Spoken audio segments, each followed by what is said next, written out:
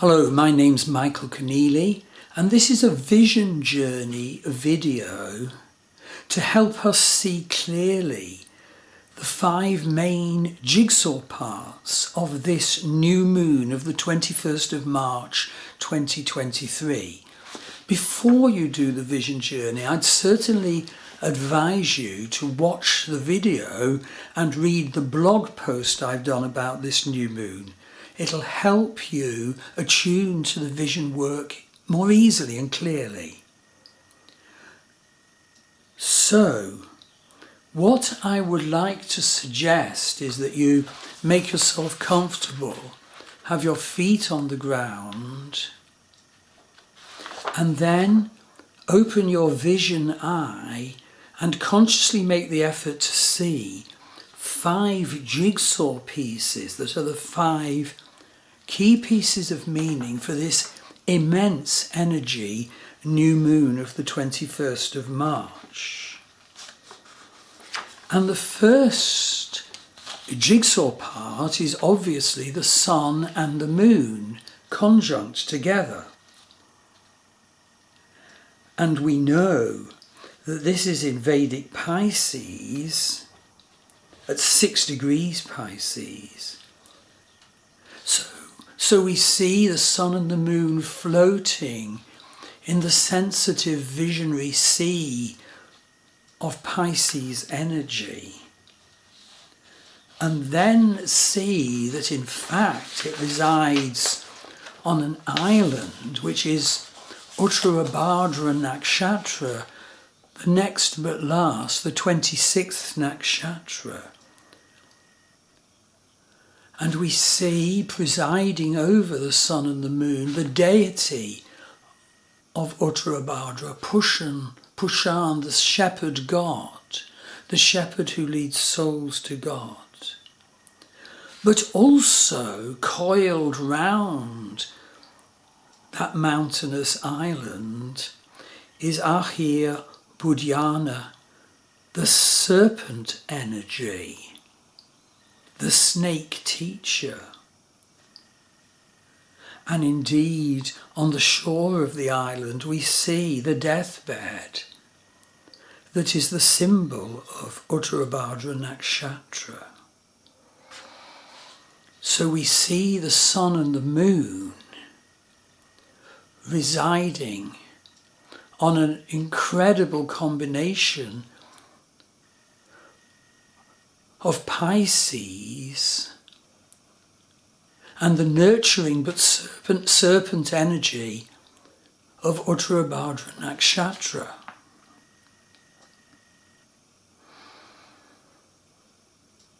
And so as we look at the sun and the moon, we know that given the serpent energy of Uttarabhadra and the vision energy of Pisces, we can see in the sun moon visionary depictions of major issues in our life now, but also major issues that might stem right back to our childhood and indeed have come into this life from past life. What is arising for you now that you're trying to heal, or maybe you're not trying to heal but should be? What key issues are emerging through the shepherd and the serpent, the island on which this new moon resides?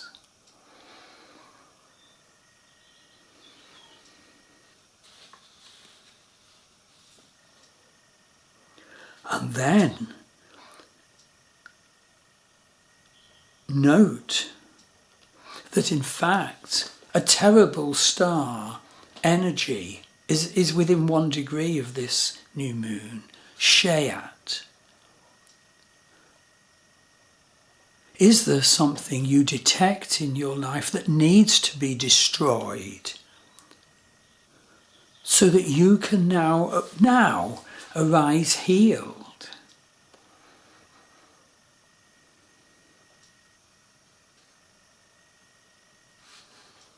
And now we take the vision potential a little further. We see a big row of planets, 6 planets in Vedic Pisces. Neptune, the visionary, the shaman. Mercury, Jupiter, Chiron, the wounded healer. Sun and Moon, all in Vedic Pisces. We must not neglect to do vision work now at the time of this new moon, of this lunation that starts.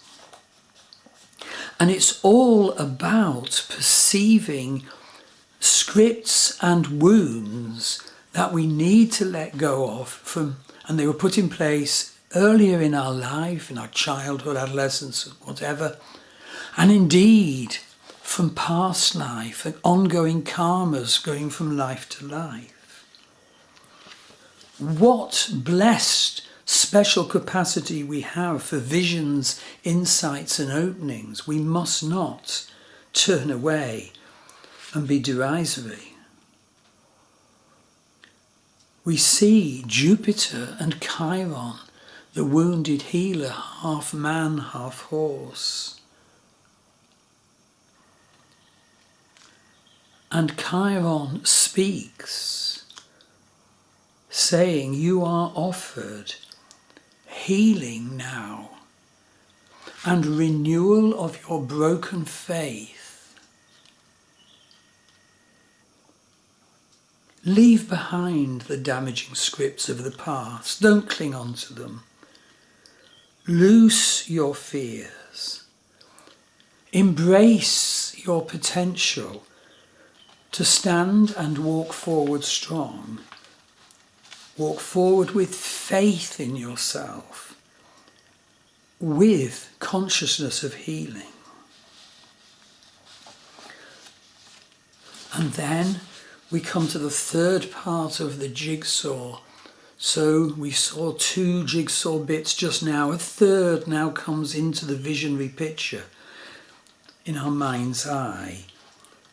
And that is the nodes of the moon. Ketu, the south node, where we come in from past life. From where each of us is thrown across our chart to what is described by Rahu, the north node, in terms of our fate direction, our destiny direction, our life purpose direction. We see the red line of our life direction. And at the top of it, where Rahu is, we see that Rahu is conjunct Venus in Ashwini, the healer's sign.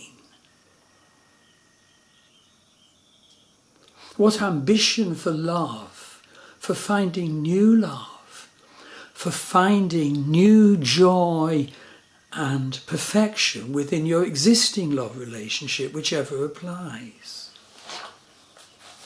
And see that there are 2 planets at 90 degrees, square the nodal axis. Pluto is square the nodal axis, giving a special fated opportunity to you to understand your power and your deprivation of power issues, to come into your buried power. And opposite Pluto is Lilith. Look towards Lilith, which is powerful because it's square the nodal axis. Square Rahu Venus, and Lilith is your shadow. What stuff in your shadow is holding you back? What stuff in your shadow do you need to get in touch with and bring to the light to give you love, success and power and beauty? And above all, also, additionally, Lilith is our wild side. Get a sense of the positive wild side that wasn't allowed for you. What's its characteristics?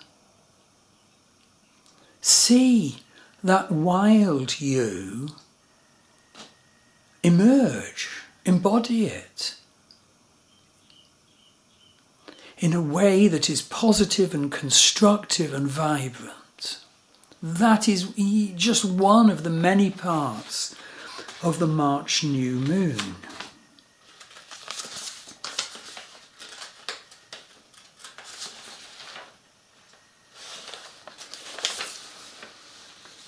And now we come to the fourth part of the jigsaw. It is the spring equinox. And so, in the northern hemisphere, the sap is rising. Shoots are coming out of the dark earth. There's rising warmth and light of the sun. Life is quickening. Stretch, awaken, align with this energy of the season. Leave the cave of winter behind for now.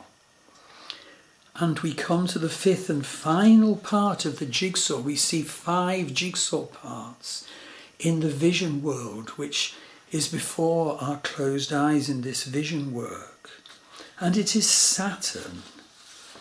We see Saturn, who in one sense is the grim reaper, who demands patience, duty and hard work and responsibility. But we know that Saturn's energy can be used so positively. We have heard the benefits of this new moon. As we stand now before Saturn and his scythe,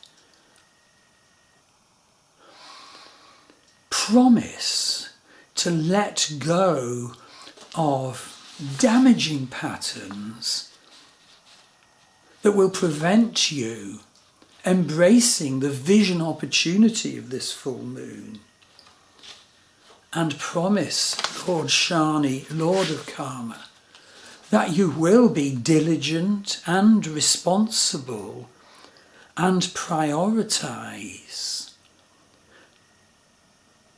and come into your power to grasp whatever it is in your life that this new moon will open up.